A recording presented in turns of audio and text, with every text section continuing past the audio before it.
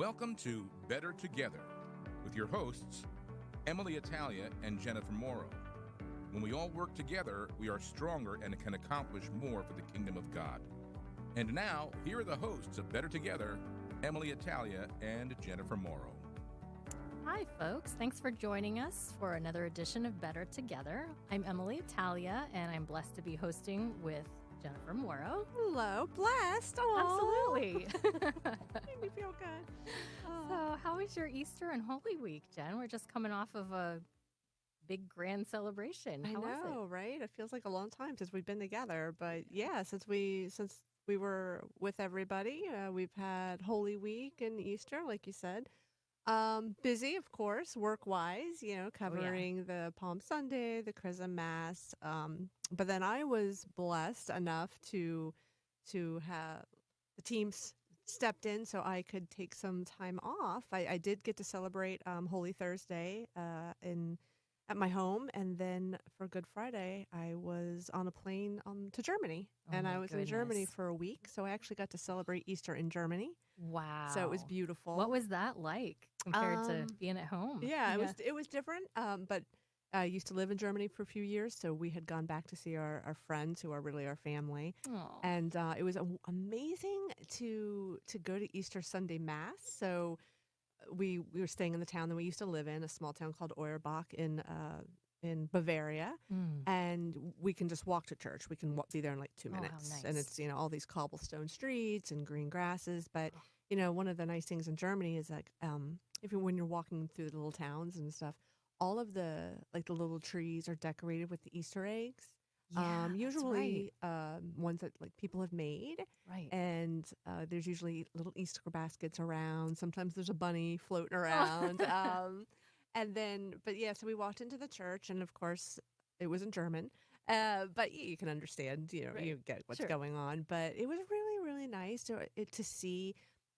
It's a small church, small town, so not tons of people, but there were a lot of families. Aw. And that was nice to see. There was, I would say, some with little kids, in the 9 to 10. And then the next generation was probably 20s and 30s. Wow. And then after that, it was 60s and 70s. So it was all these different age groups, which was exciting to see. And then lots of music, Oh. lots of incense. Yeah. And it was just beautiful to be back in there. It's very simple, I think.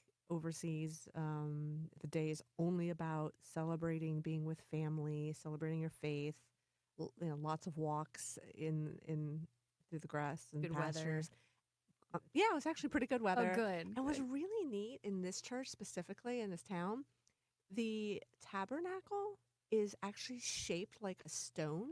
Ooh. So, I couldn't figure. I knew it was a tabernacle because Right. the candle was there. But I was like, I don't understand what is going on over there because it just looks like a stone. So comes time for the Holy Eucharist, celebration of the Eucharist, and they literally roll the stone up aside. Oh, And I wow. mean, it's very artistically done, obviously. It was very moving to see that, Boy. especially on Easter Sunday. Yeah. It just kind of, Appropriately thematic. absolutely. And then so it was good. It was really amazing to be back and just to be in that culture again. So Excellent. what about you? Oh, it's same. I think every year I enjoy Holy Week and the Triduum and Easter celebration even more because I don't know if I'm picking up something different every time or just more appreciative, with age of what the magnanimity of what's taking place. And as my kids have gotten older and have been able to maybe take in more of it, then I'm kind of seeing it through their experience too. And, they're teenagers, so to a certain extent, they're not as into it maybe that I am. But I have to say this year, my daughter was really excited to participate. And she was even saying, oh, gosh, I wish Holy Week were longer because we had such a good, Aw. celebration. And she's starting to connect a lot with our parishioners. So I think, yeah, I was just happy to see that. I was gonna say, were you she's like, excuse me a minute, and go in the back and start secretly clapping to yourself? Yay, she's excited. Well, you don't want to project too far into the future, but, just I'm very hopeful, for both of them that they're getting to experience this. And, we gave them the option, do you want to go on Easter Sunday? Because I had to be there for music anyway. And they're like, no, we're going to go on Saturday night. So Oh, It was great. And this year we had all the lights off in the church except for the candles. okay. And historically would keep more of those on just to make it a little easier for people to get into the church. But Mm-hmm. once everybody had come in with their candles, they turned all the lights off. And just that view from the choir loft was just so incredible. And then my husband, of course, was doing something. I think he was reading one of the epistle or something. He was down front and he got to face all of the people holding their candles. And he's like, that view was just unreal. Can't beat So, it. no, you really can't. So, I- got something good going. Yeah, I like what you're talking about, like that, the community, Right. like that's another thing. And that's one of the things in Germany is like, especially with the small towns, there's usually at least one church in every town and the bells go off. So Oh, the bells go off in the morning, afternoon, and night. But of course, Easter Sunday morning, Oh. they go off and it's spectacular. And it's just, you're sleeping with the window open just a crack and to hear those bells Yeah. like calling you to the community you're going to celebrate with that morning was beautiful. We met a lot of people that morning. We do speak German, not super great, but well enough. And we got to communicate with them. So like you were saying, like that view, like it was different for us to see a different point of view and meet people we've never met before. So that's one Yeah. thing I always love about the Easter services is excellent. not only the new people coming into the church because you're meeting Right, them or they're right. meeting you, but yeah, it was it seems like a theme of community a little bit for both of us. Yeah, loving it. Yeah. Fantastic. Oh, good. So Diocese of Camden, what do you got going on? Diocese of Camden. So came back from Germany and walked right into the next issue of the Catholic Star Herald. The next issue of Catholic Star Herald is out. It has Easter coverage, of course, from around the diocese. We also have a wonderful article about a young man who has come into the church, and he was at Easter Vigil, and he was inspired to come into the church after the birth of his daughter, and she's Oh. now 10 months. Wow. So it's a really cute story. Oh, I loved it. So that's a highlight. We have another highlight of a woman who worked for the diocese for 43 years. Ooh. She's been there through 5 bishops, so she's Wow. got the stories and, just working with other people, working throughout with other parishioners. She was an administrative assistant to a lot of different priests. So it's a great send off. And it's just a really eye-opening view of, maybe how the church has changed since when she came in the early Yeah. 70s Right. and how she progressed through her career. So yeah, we got good stuff. We got good Nice, stuff. We have nice. tons more, but I don't want to have all the spoilers I know out there. we don't want to scoop everything. Right, We right, want you to go right. read the paper. Yeah, and we have a story that both of us will end up talking about. But first, right. let's hear what's in the monitor. So this month, actually our April edition just came out. It should be in the mailboxes this week. On the cover, we've got our lovely Blue Mass photography. Blue Mass happens every year, either in the co-cathedral or the cathedral, and typically in April, celebrating all of our wonderful folks in law enforcement. And that was just a really beautiful occasion to commemorate people. And so that took place, and we have that at coverage. We're also previewing the upcoming National Eucharistic Pilgrimage and Congress that are taking place. And that's actually coming through a lot of our listening area. So what's exciting is next month we'll actually see some of these pilgrims coming through from New York all the way down through Diocese of Metuchen, Diocese of Trenton, and then that's crossing the bridge and going right over to Diocese of Philadelphia. And then these pilgrims are continuing all the way to Indianapolis. So from May all the way up until I think the Feast of Corpus Christi is that right? The Indianapolis conference is July 17th through the 21st. Okay. So that's what they're moving toward. And that whole time, they're bringing the Eucharist with them. And then people can join that pilgrimage along the way at different points. So we preview that in this issue. You can have a look and see where they're stopping and where you can participate. And they're even going to walk across the Lower Trenton Bridge. Nice. So is it'll be a anybody lot of from the fun. Diocese of Trenton participating that you know of? We have a couple parishes that are actually working to host some of the pilgrims overnight. And Okay. then I think it's St. Mary's in Bordentown Mhm. and St. Mary of, is it St. Mary's in Manahawkin? I think it might be.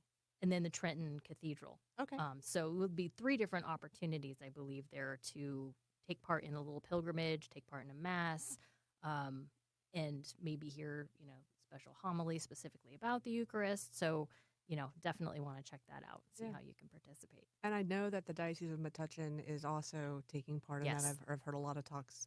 Not to leave out the other dioceses, I just don't know about the other dioceses. Right, but right. I know Metuchen is also. So, yeah, we focused on the places where it was stopping in the Diocese of Trenton, and there are at least 3 or 4 other stops in the Diocese of Metuchen. And then, of course, in, northern part of the state, right where it crosses into New York, stuff going on in New York. So lots of opportunities to take part. Are you going to take part? I'd like to, at least maybe at the cathedral. I think that'd probably be the most accessible for me. Yeah, that's true. Yeah, maybe I'll drive down. I'd like to see that. Yeah, that should be good. Yeah, nice.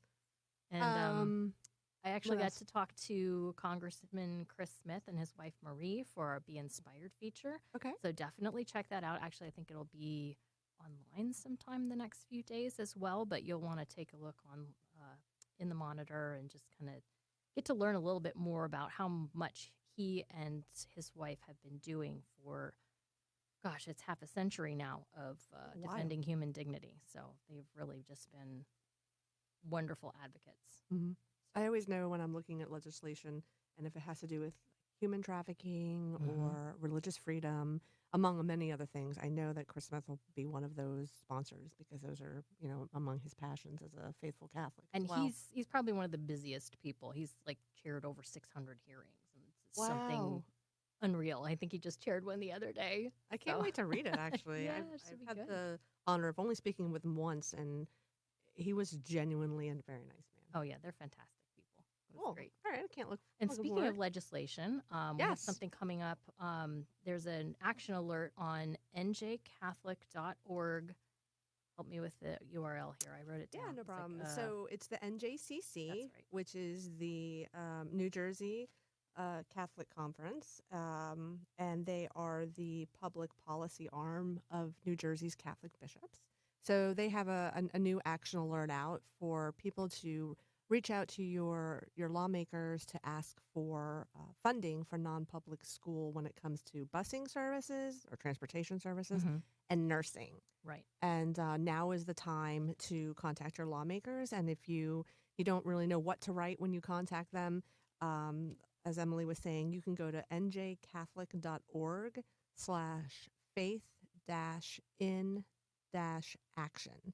And they actually pretty much give you a template there that you can fill out. And also there's some talking points. So if you want to know more about this issue when it comes to school transportation and nursing, it's a really important, I know that we've both covered this for a very long time in our respective dioceses. When it comes to school transportation, I've actually, and I know you have too, interviewed students who have to get on a bus an hour before they have to be at school, and then they're doing an hour commute home. It's 2 hours. They're commuting 2 hours already, but before they're an adult. And to imagine if you're already doing that, and to lose that transportation, how much earlier or later would a student be able to get to their Catholic school or get home? Or in many cases, that's the deal breaker, and they can no longer attend a private school. They, are at the mercy of whatever schools in their district, where they're not going to get the faith formation that they do in our Catholic schools. Right. And when it comes to nursing is another one. They would like to. I'm actually going to literally read this because, and of course, I didn't bring my readers in here. I'm just letting the YouTube watchers know when I pick up this paper and hold it away from my face. But these are among the talking points for nursing. It says when nursing services began in the early 90s, the per pupil amount was $60 per pupil. The current amount is $120. So in other words, that's a long time for it not to go up anymore. And nurses are responsible for a lot more things than they were in the early 90s, including new medicines for asthma, the need for Narcan, and just a lot of new medicines that are around. So, if you have a child in Catholic school, or somebody, or you just want to support our Catholic schools, please reach out to your lawmakers to see that non-public schools can get the same funding when it comes to nursing and transportation. And I have another point on that is just, I don't know if people realize, if they don't have children in Catholic school, that this is something that comes up every single year. You basically have to fight for funding for these basic things that are provided, without thought to public schools. It just comes straight out of the budget, right through the taxes. And this is every year we have to go to the legislature and say, you need to fund public schools in this amount so that we can get busing and nurses. In many cases, if they can't get the funding, then the transportation goes away. Yep. You lose the bus, or you lose a nurse, or you get a nurse maybe 3 days a week instead of 5 days a week. Right. And that's really a hardship for kids who have allergies, or, you have an emergency. The teachers may not be as equipped as a nurse is to deal with some of these health issues. So it's a real concern. Yep. So again, go to what do you go to? I've got it. I got it this time. It's njcatholic.org/faith-in-action. And that'll bring up the template. And you can just put in your contact information. And it gives you a little space if you want to add a little something extra so that you can kind of make it a little more personal. Good. All right. Well, we have touched on the news of the state, or at least a couple dioceses. We're going to take a break to welcome our guest, and we'll be right back. Father Benedict Groeschel. There are legitimate differences of opinion in any religion. There are differences of opinion in Catholicism.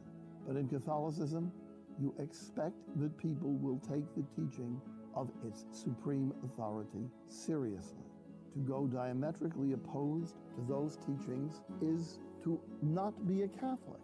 Someone in the name of Catholicism is sponsoring the destruction of human life, lives of unborn children. And they got the name Catholic on the door. The highest authority in Catholicism and the encyclical Humanae Vitae, Evangelium Vitae, is absolutely clear that no Catholic can support abortion, and that Catholics are responsible to take serious action against legalized abortion. The leading Catholic voices are on EWTN Radio. For the Jews of old, the temple was the holiest place in the universe, and the spiritual center of the temple was the Holy of Holies. It was blocked off by a thick curtain, and only the high priest could enter to offer sacrifice to God. He had to have a rope tied around his ankle in case he died in there, so he could be dragged out because no one else was ever allowed in. I lead a pilgrimage to the Holy Land every year, and to this day, you can see Jewish people from around the world come to the Wailing Wall, the closest place to where the Holy of Holies was, just to touch that wall. When Jesus died, the curtain separating the Holy of Holies was torn in two, not from bottom to top, which man could have done, but in an act of God from top to bottom. Why? Because in the new covenant, God's dwelling place is you. You are the holiest place in the universe. Do you live like it? This is Chris Stefanik from RealLifeCatholic.com on EWTN Radio. Hi, everybody, and welcome back to Better Together. I'm Jen Morrow, and I'm with EmmaLee Italia. Nice to see you. So we've been talking a little bit about what's been going on in the Diocese of Trenton and Camden and beyond. But we haven't told you what we're going to talk about for the rest of the show, and we have a guest to do that too. So first I'm going to introduce our guest, and then I'm going to tell you what the show's about. Good plan. So with us today, we have Donna Ottaviano-Britt. She is the Director of Discipleship and Leadership for the Diocese of Camden. Hi, Donna. Hi, how are you? Good. How you doing? Hi, Donna. It's nice I'm to doing talk to you. Fine. Hi, nice to meet you too.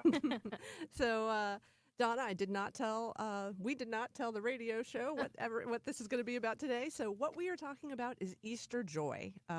We've just started the Easter season and the 50 days leading up to Pentecost. And, we wanted to talk a little bit about how to have Easter joy, or just joy in general, and also how to witness it. And when I ran into you today, or knew I was going to see you, I was like, you know what? Donna is the epitome of joy. I'm going to ask her to be on the show. That's a high compliment, Jen. I'm the epitome of joy. I'm not sure everybody would say that, but it is the Easter season, so we're doing our best, right? That's right.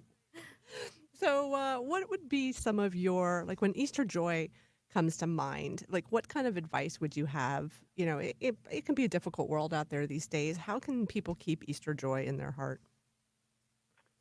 I think one of the things that would be important for us to remember, and I hold myself accountable to it is understanding that Easter is far longer than a single day. We have a tendency to focus on Easter as a single day, but even just the daily readings, right, from Mass, so much of it is in the Acts of the Apostles that we're hearing every day. So I think looking at what their witness was, the apostles, I mean, nearly all of them were martyred. Most of us are not going to have that experience. So can we not be in a position to share the person of Jesus? I think drawing closer to that idea of a personal relationship with Jesus, who sacrificed so much for us out of love. What a wonderful idea to keep alive for ourselves for this entire Easter season. And the Easter season is longer than the Lenten season. So we are the people of joy. So I think that's part of how we can do it. And really to look to the ways that Jesus has impacted our own lives and think about what it's like to talk about that with other people. I apologize for the fire engine sirens in the background. No problem. Just adding some texture to the conversation. That's right. I like how you mentioned about the apostles. Like, the apostles weren't always happy. I mean, they grieved. Mm-hmm. They left their families. Some died in terrible ways. How is that an example that even when there are bad things going on in our lives, if we keep Jesus at the center, we can not only persevere, but try not to live on those highs and lows all the time?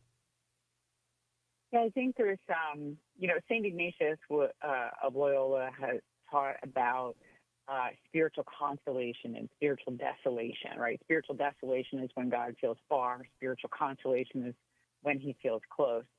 And he has a series of rules that help you sort of manage through those things. But to your point, Jen, specifically looking at the apostles and what they went through, I often think of them in terms of what we would easily refer to now as PTSD, is right, watching their rabbi, watching their teacher, watching this man that they loved so much, and the trauma of his torture and his death, and how afraid they were after his death. And then he returns to them, glorified. And what happens to them when they receive the Holy Spirit? They are unstoppable. And I love that about them. And the Acts of the Apostles is really such a fine example to us of thinking how much grief they had, how much trauma they had, and all of us experience grief in our lives. Many of us experience some level of trauma, from minor to major, in our lives. So the fact that Jesus is there kind of holding out his hand to us. And we know from the writings of Acts of the Apostles and others that they just were not to be stopped in terms of sharing their experience of him, and they give that to us through tradition. So I think there's real joy in that, even when we're suffering. So this may not feel like a time of Easter joy for some people because they're actually suffering and they're grieving, but Jesus is right there for them. And I think that's the best way to think about finding your way into joy, because joy is not the same as happiness either. So I was going to ask about that, actually. I was going to ask because I think that gets confused a lot in our current secular culture.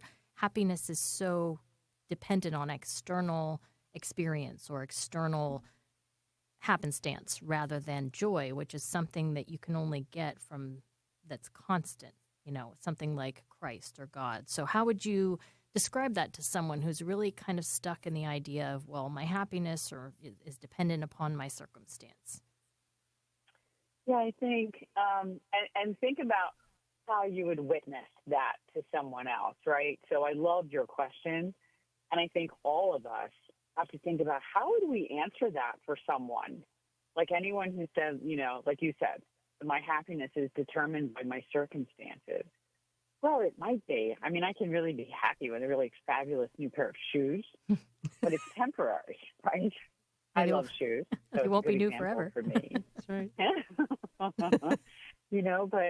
But that's really temporary. Yet my joy comes from something greater, something I can't necessarily see, that there isn't evidence of, but Jesus has been ever present in my life. I think an important thing for people to consider is to look in your own life and look across your own story and see where God has been. I would particularly direct people to look at where you thought he left you in that space, because he didn't really. So can you find him there?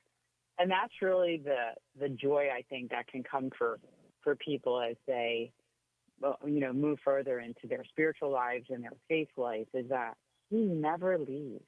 I think we back up from him, because we can be so despondent or distraught or think that I'm not happy. When really my joy is because this is not all there is. Right? There's something amazing that will come after that. And I do help talk to people about, okay, you need to aim for heaven and land in purgatory, but do not aim for purgatory, because if you miss purgatory, it's a really serious miscalculation. That's good. I like that.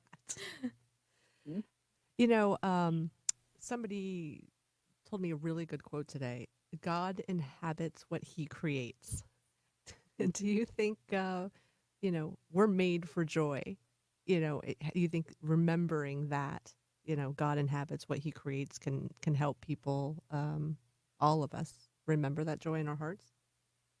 Yes, I think that's a really great statement that you're sharing, Jen, because I think we can get so caught up in the daily grind of our lives, just the day-to-day of trying to take care of children and keep the house clean and get dinner on the table and go to work and weave in some of the harder seasons of life in all of that. When really, he created us, right? He delights in us. He breathed life into us with tremendous purpose. And so the idea that he lives in us, it's just a remarkable thing to think. The God of the universe, who created all things, created each of us. And so he does inhabit us. How is that not a joyful thought, that the God of the universe lives and resides in us and animates our lives? So I think just meditating on that, in times of struggle and even in times of joy, just to give thanks and praise that he has done that. Mm-hmm. I think that's a good point, in that we need to remember to be grateful for our joy no matter when it occurs. And it's sometimes, you get caught up in the happy occasion and you kind of forget the source of that happiness. And we all have people in our lives, or maybe we individually are struggling with huge challenges that make joy feel just completely inaccessible. And these circumstances, maybe they're not fleeting. Maybe they're something that's been hanging around and you just don't see the light at the end of the tunnel. I think one of the harder aspects is to reconnect to that joy in the season of Easter, in the seasons of our lives, in spite of the challenges. And, I think Mother Teresa is just an amazing example of that, because she went through so many years of not having that consolation. And sometimes we're not going to get that feeling, and maybe that joy isn't going to feel the same way it does when our circumstances are wonderful.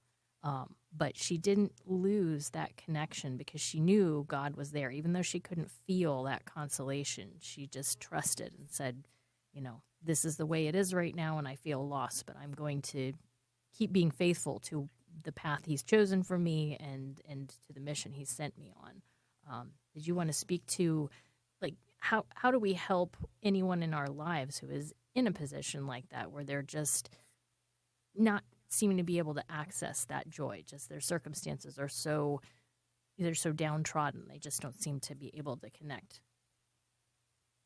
Yeah, I think I'm bringing up, St. Teresa of Calcutta is a remarkable example, because we didn't learn the details of her dark night and how long it lasted until after she had died.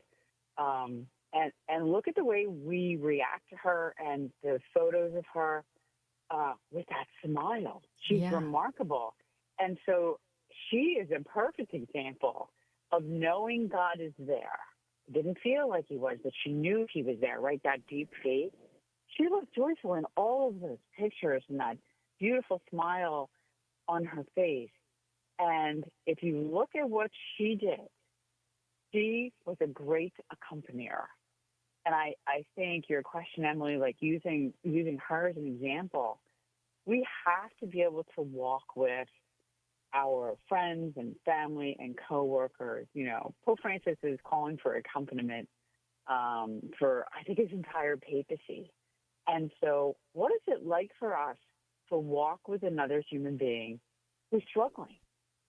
And I'm sure all of us know somebody in our orbit right now who are, some of us are like, this is great. I love Easter. There's so much to be joyful about, if we've given it thought beyond Easter. But we also know someone who's having a hard time harnessing that. So what are we doing for them? How are we walking with them? How are we being present to them? Are we sharing our own witness?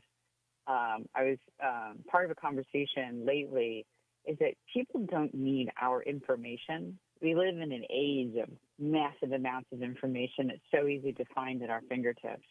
But what they need is us being present, and what they need is our witness. So I think part of it is accompaniment and relating and having empathy for somebody who may be struggling to find the joy, and it feels impossible and it feels far, as though they will never get it back. But then to just be fully present with them and to share your own experience of that time. I think witness is powerful in terms of giving people hope. They may not find their own joy right away, but we want to be able to help our brothers and sisters to find hope at a time like that.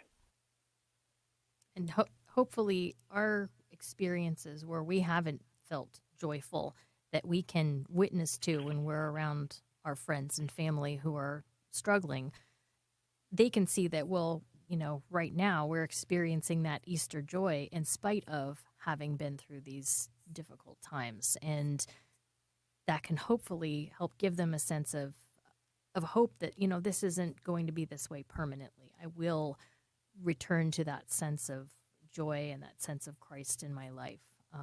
But in the meantime, you can, like you said, be there, be present, accompany, don't abandon them because they're not in a great mood. You just kind of. Right.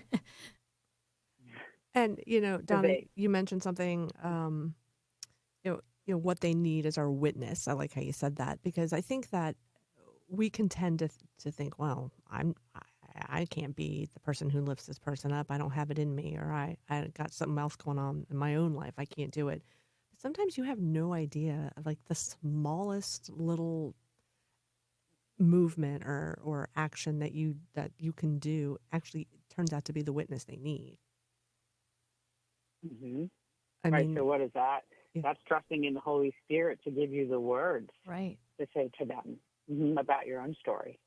That's a great point, because I think sometimes we feel like we have to know what to say or know how to respond. And I think maybe just being that vessel, being that go-between, and just say, okay, I'm here, use me in whatever way I'm supposed to be used in this moment. Yeah.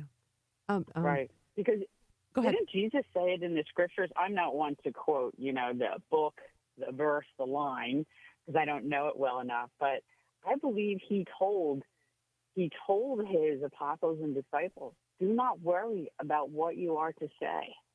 The Holy Spirit will give you the word. So I think if we're open and receptive to that, particularly for this person, I believe what needs to be spoken to this person will actually come through us to help them. That's right. I mean, we all of those who have been through the sacrament of confirmation have access to those graces. So, we just have to remember that we do, and to say, okay, I'm ready. Work through me. Right. And I'll do my I'm best. ready. I like that. I'm ready. Let's get T-shirts. I'm Let's ready. get matching T-shirts that Right. say I'm ready. I'm I'm ready, Holy Spirit, Yes. And then when you say that, you could potentially be like, oh, wait a minute, I'm not quite sure, because the Holy Spirit has very big plans, for each of us. I also think the importance of praying, right, of interceding on the behalf of the person who's in this place is a very important action for us to take. Jesus teaches in Scripture, right? What is the most important thing that we can do is prayer. And so I think interceding on their behalf and kind of going to adoration or saying prayers for them or offering up, their suffering in Mass that they could be comforted in some way. I also think praying with the person in real time. I've spent a lot of my own life telling someone I would pray for them. I've shifted that probably in the last decade, is I pray for them in the moment, like right there with them, and they hear someone praying for them. I think it can be a very powerful experience for them, that you're asking for comfort for them, you're asking for transformation for them, and they can hear you. They can actually hear your words, and it's not something you'll do in the future. It's something you'll do right then.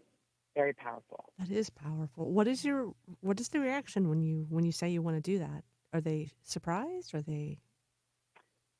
So I've never had anyone tell me, no, I don't want you to do that. But I also don't give them a lot of time to turn me down. I just say, are you okay? I'd like to pray for you right now. Are you okay? And they might just think I'm going to pray quietly in my head for them, but I don't. Right? I do not. I pray for them out loud with them, and even in a crowd, you can do it very close to them, so not everyone is listening to your prayer for them. But I think I don't know anyone, even those that are not deeply faithful, that would decline having prayer said for them. So I really think our ability to pray in real time with someone right there in their presence, being present to them, I think it's a powerful moment of grace, not only for us who are interceding on their behalf, but I really think there's power for them. I love that. And can help them get through. That's a great reminder. Donna, next time I see you, will you just break into prayer with me? Because I can tell you I will need it. I will if you want. If you want, Jen, I'm going to do it with you. Yeah. Donna, thank you so much for being on with us. You're always just have a lot of good insight, and we really appreciate you taking some time to talk about joy with us today. Thank you. I appreciate the invitation. It was a pleasure to meet you, It was Donna. really wonderful to be with the two of you. Thank you. Have a good day. Everybody, we will be right back to talk about more joy with Better Together. Hello, I'm Bishop David O'Connell, the Bishop of the Diocese of Trenton, and this is a Eucharistic moment. Pope Benedict XVI wrote, "In the Eucharist, the Son of God comes to meet us and desires to become one with us." Eucharistic adoration is simply the natural consequence of the Eucharistic celebration, which is itself the Church's supreme act of adoration. Receiving the Eucharist means adoring Him whom we receive. Only in this way do we become one with Him and are given, as it were, a foretaste of the beauty of the heavenly liturgy. The act of adoration outside Mass prolongs and intensifies all that takes place during the liturgical celebration. In a world where there is so much noise, so much bewilderment, there is a need for silent adoration of Jesus concealed in the host. Be assiduous in the prayer of adoration and teach it to the faithful. It is a source of comfort and light, particularly to those who are suffering. It started like it does for many people, question my faith and question authority. And I feel that the reason why I left was the draw of the world. The world was pulling me away. Some people would say, Satan was working on me. He did not want me in church. He wanted me to be desperate. He wanted me to have the thoughts of suicide. I started to realize that a lot of the things that I had experienced in my life were a result of my rebellion against God and against authority. Coming back to the church is the first step in healing from all of the hurts of the world. I went from being desperate and in despair to finding hope and encouragement for the future. I'm on God's team. I know who I belong to, and I know where I'm going, and there's nothing that can separate me from God's love. Take another look at the Catholic Church. Visit CatholicsComeHome.org today. Welcome back to Better Together. I'm EmmaLee Italia. I'm Jen Morrow. And we are talking about Easter joy and how we can access the joy that's available to us through the Holy Spirit, through the celebration of Easter, and how we can be a witness toward that to others. And Jen, you had some ideas that you were going to share about other ways that we can be an active witness of that during the season. I was really moved by what Donna was talking about, our guest that was just on. And, she was talking about, we were all discussing this concept that, sometimes we might think that we have to be this super holy person to help others along who might not have joy, but sometimes it could be the smallest of actions. Right. And I was going to share that, before I went to Germany, I was not in the best of mental places. I did not have Easter joy, and so much so that I was like, I don't even want to go to Germany. And I haven't been back in 12 years, and our friends there are family, so we got off the plane, we got there, and one of our very good friends picked us up. And, it's been 12 years since we've seen each other, even though we talk on Skype, not Skype. What is it now? FaceTime? Whatever it is these days. And we got in the car, and my husband promptly fell asleep in the back seat because it's an 8-hour flight. Ugh. And my friend Mario is driving, and he gives me a gift. And the gift is, when I was in Germany, I used to journal a lot as a journalist. And he always remembered that. I was always carrying the journal around journaling. And he gave me a little leather journal. And he said, this is for your adventures for this week. Aww. And in the front of the journal was a coffee card. After you go get a certain amount of coffees, you get a free coffee. Oh, yeah. I had given him the coffee card 12 years ago when I left. I said, and it says in German, here's my coffee card. It's a free coffee because it was full. Oh. He saved it for 12 years. What? Including the note that was on it. Oh, my goodness. And it was in the book so that when I opened it, it was there. And that small moment of just absolute love and friendship that made me feel that I was loved, not just by this person, but it's across the globe. Yeah. You know what I mean? Like, it's across the globe. And the entire family that we're friends with there's about 10 of them, are the same way. And I came back with Easter joy, not because of anything we saw. We didn't tourist around, but because of the absolute love and time. We played games. We went on walks. We had a lot of coffee. There's a lot of coffee and cake over there. Yes, I probably gained 5 pounds. But it was the time to be present, like Donna said, being present for someone else. And they witnessed to me that I came back with Easter joy. It was so restorative to your spirit. It was. Have that connection. And I mean, I cried like the whole way home because, I was like, it's been a long time since I felt that. Not for any reason. I'm very blessed. I can't tell you that I'm sick. There's no actual physical reason, just life, right? Life, like we were talking about. Busyness of life sometimes pulls us away from those connective opportunities, and we don't realize it until we're just depleted. Exactly. And then it's like, oh, wow, why am I so just kind of blah and tired and not excited about whatever's on the horizon? And it could be that just you need that reconnection with other people, with your spiritual life, in combination of. So, and there were so many laughs because we were all laughing, and they speak English, we speak German, like I said, but it's not always perfect. So there's a lot of mashups too. And I know this is going to sound like so goofy, but because everybody was laughing the whole time, and I don't know, I tend to I look at people's eyes a lot, especially when you're laughing. I was just struck by the idea that a person's eyes, especially when they're laughing, look like a Jesus fish. Because the eye looks like the fish as it is, but then when you squint, you get the little wrinkles on the corners. Oh, wow. And that was the tail. And I'm sorry, but once I saw it, I couldn't unsee it. Oh, my goodness. And so the entire time I was there, that's what I was thinking about. Like this idea of God being love. And there's little Jesus fish eyes. I'm just saying. I know it sounds a little out so now there. I'm going to be looking. But next time you're laughing with someone, look at their eyes, especially if they're at least 47 like me and there's already wrinkles there. Right. You got to have the obvious, Right. Under a certain age, it's not going to work. Not going to work. No. So, but that being said, what are some ways that's how they showed me Easter joy without even knowing it? Right. What are some ways that maybe we can show others Easter joy? And I was recently reading an article about that.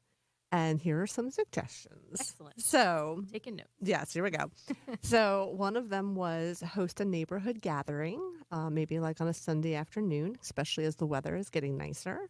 Ask everybody to bring a dish or a beverage, because what better way is there to live out, love our neighbor? I love that. That's a simple one, I think, too. I think so. And I think there's something about asking people to contribute a little something. Mhm. Not, you could just throw a party and say, everybody come and eat, but it's a little different when you have, let me bring a little something of myself to this gathering. And then it just changes the character. I agree. And, like you're kind of contributing to each other's enjoyment. Especially since sometimes recipes can go back generations. That can be some great conversation starters. Totally. Another one idea is put together a small basket or box of goodies and deliver it to your neighbor or a shut-in or grandparents, young couple with a new baby. Stay anonymous if you want. That way you can just leave the basket on the front steps or deliver it. It could even be just a homemade card. It's just showing somebody else that you see them and that they are seen. And sometimes that's all somebody needs, is to see that they're seen. I love that. And sometimes making up the basket, thinking of things that would make them happy, that in the moment, that's so much fun too. Get a little creative and gets you thinking about the person. And I love that. I do too. Or flowers, no, I'm not going to say it out loud. Never mind, I'm taking that back. No, I'm going to say it. I know some people in life who are like, why am I spending all these money on flowers? They die in a week. But I'll tell you, I love getting flowers. I know they die in a week, but you know what? We need a little beauty in our lives. That's right. And having them concentrated on your kitchen counter or wherever you put them, and you get to see them all the time. It's a reminder that somebody thought enough of you to offer this gesture of beauty. Agreed. So. And another one that was suggested is make a Friday night movie night with your family or your friends, whoever you're close to. It doesn't have to be expensive. You could just pick a streaming service or a movie, DVD, if anybody's like me and still has a huge collection of DVDs. We do too. Just get together with people you love or play a game. I was going to say family game night or, neighbor game night. We've had some great ones. And those are usually the ones where the memory of spending the time together is what you take with you. Not necessarily, I don't know, we're not super competitive. But just, I don't care who wins. I just want to spend time with these people. So, so we used to play this game in Germany called Settlers of Catan. Ooh. And they have it here in America. In Germany, it's called Siedler. But anyway, I mean, it was, we would religiously play that almost every night or on the weekends. When we went back, we couldn't wait to play it. They hadn't played it in the 12 years we left. Are you kidding? Mm-mm. Oh, wow. I couldn't believe it. So we played, we laughed, and by the time we left, my friend Mario, who I was referencing, he has a family now, 2 young children. The kids wanted to learn it, so he had the children's version, and he's already texted me a few times saying, okay, now I'm playing Settlers of Catan with my kids. Oh, great. And I'm like, I hadn't played it 12 years. So wow. You got to love that. Awesome. Love it. Oh, my goodness. So, but besides doing those, there are other great ways to find your Easter joy. And one of those is to possibly find a retreat. And I can't speak to personal experience on this outside of a few group retreats that were, they weren't organized. I'd never initiated I need to go on a retreat. I never pursued one on my own. But every time I've been on one, I've come back feeling like, why don't I do this more often? Because I'm getting something from it, whether it's kind of a spiritual reminder or a reconnection. And the whole purpose is to remove yourself from the day-to-day and to refocus on your spiritual connection, on your relationship with God, your, removing all the distractions. A lot of times you go on a retreat and it's, no cell phones, no computers, we're going to get all the distractions out of your life, and you are forced in this, setting, whether it's with other people or if it's a personal single retreat or silent retreat, you are forced to contend with that spiritual relationship and kind of where you are with that. And I think it's high time that I kind of explore that myself. And I think it could all do us a lot of good to kind of, if you're not experiencing that Easter joy, or even if you are, just kind of a reminder that this is where it comes from. So reconnect. And I was amazed when I was starting to do some research for this, that the number of retreat opportunities and retreat houses we have at our disposal. I was going to go through them all. There's really too many, and we're, not going to have enough time. But I was going to refer everybody just for the Diocese of Trenton. It's dioceseoftrenton.org/retreat-houses. And they have a list of all the ones that are available in our area with all the contact information.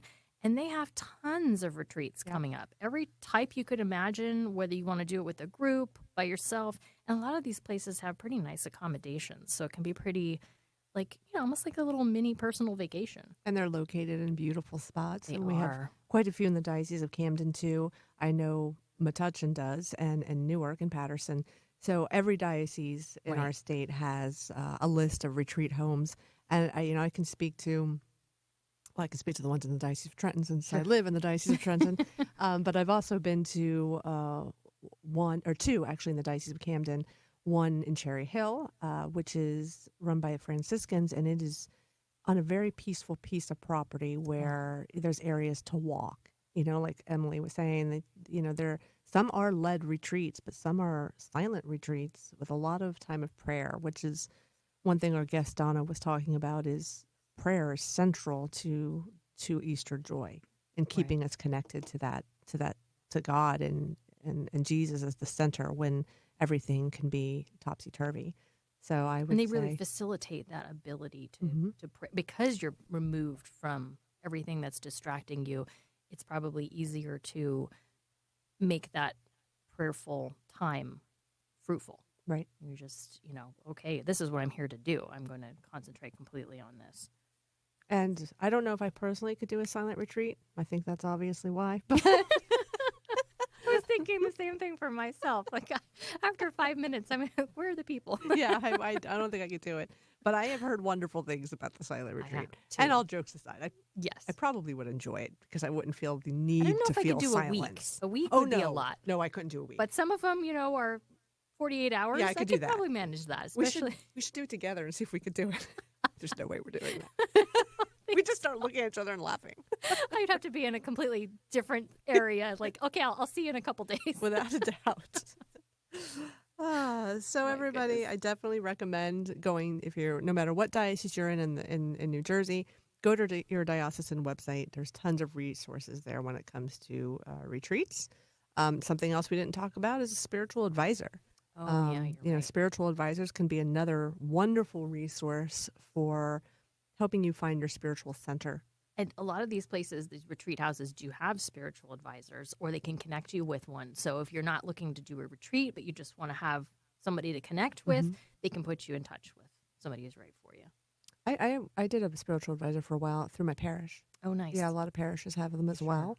So it was definitely worth it. I think people might not I didn't understand, I'll tell you honestly, what it was, but it boosts your spiritual life. Just like going to a mental health professional would help with that. This helps boost your spiritual life and gives you best spiritual practices, especially when it comes to prayer. I'm going to say, like, you might be returning to the same things over and over and saying, I'm just not getting that same efficacious, I feel kind of like I'm in a spiritual rut. And maybe they can help get you out of that. Exactly. Yeah. And if that doesn't work, game night. Game night. We've got something for everybody, no matter where you're falling in the Easter joy. I think Jim just rolled his eyes. Enough of these ladies. Oh, my goodness. It's been a great show once again, and looking forward to the next one. Right. Thank you, everybody, for tuning in. Hope very much so that you find your Easter joy, or that you found some good ideas from the show on how to find it. And see you next time. Looking forward to it, everybody. Happy Easter.